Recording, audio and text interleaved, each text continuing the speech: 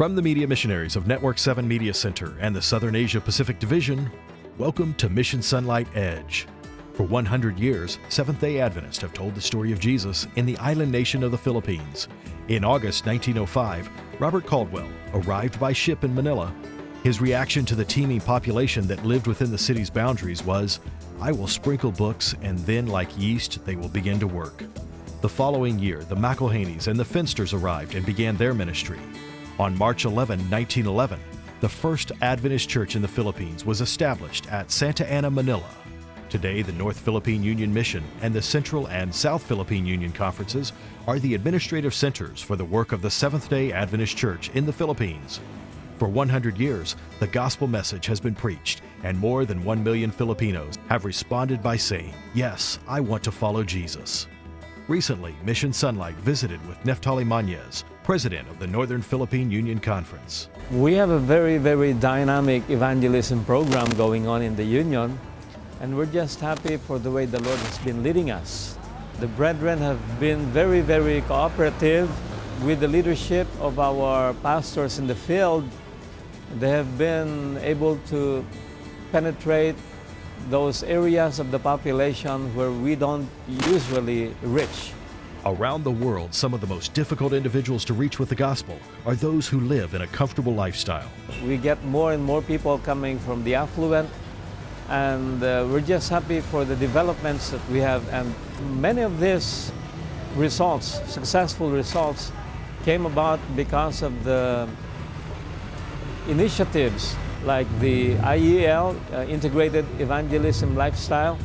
We're using that to the hilt, and we're just happy for the way our people have been responding to this. The mission to the large cities is a part of the overall outreach in the Philippines. When Elder Wilson came for this planned evangelism, which was held here in Manila, that was actually the beginning of an overall massive plan, a massive overall plan for the entire conference. The meetings in Manila have encouraged and energized our Filipino brothers and sisters who are extending their efforts outside of the big city.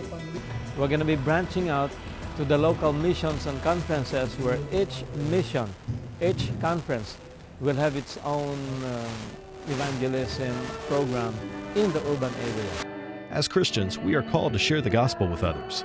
In the Northern Philippine Union Conference, one of the active groups who have answered the call is the new chapter of Adventist Laymen's Services and Industries, or ASI. We have a very active group of ASI here. About 2 years ago, there was an SAI convention spearheaded by the division, and we held that here in Makati. We still have a lot of laymen who are not very much aware of what's going on, and we want to gather them. The Philippines have experienced natural disasters in recent years. In 2013, Typhoon Haiyan, and in 2014, Typhoon Hagapit bore down on this island nation and brought devastation and death. Acts World Relief President David Canther describes the impact area. In comparing the Philippines to superstorm to, let's say, Katrina in the United States, about 10 times as large. When you drove in Katrina in the United States, you could drive about an hour each direction and kind of get out of it. In the Philippines, you could drive for 8 hours and see the same thing. So the magnitude was much more severe. Responders found themselves not just reaching people with medical needs, but sharing words of hope. 80% of people can go into shock even though they have no medical symptoms going on because they're scared. They're wanting encouragement and hope.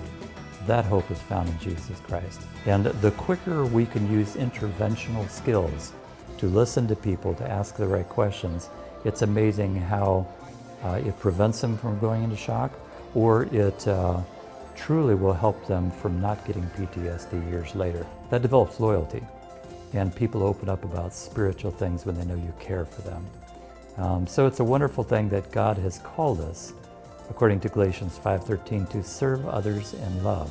Christ's method alone gives true success in reaching people. Jesus mingled with men, showing them he wanted good for them. He showed them sympathy, he helped them, and in his heartfelt response, he won their confidence. Then he invited them to follow him. In the Philippines, this passage drove the response of the laity in ministry. There was a request that came from the mayor at the island of Tacloban and the hospital where we worked with there at R&R. But basically they requested a water purification system and a large commercial one that was solar operated.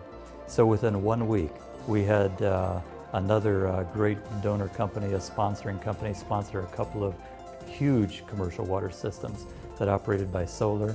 We had one set up at the hospital in the front so the hospital could use it for their dialysis and their patients, but also the community could come into the front gates and get all the water they wanted.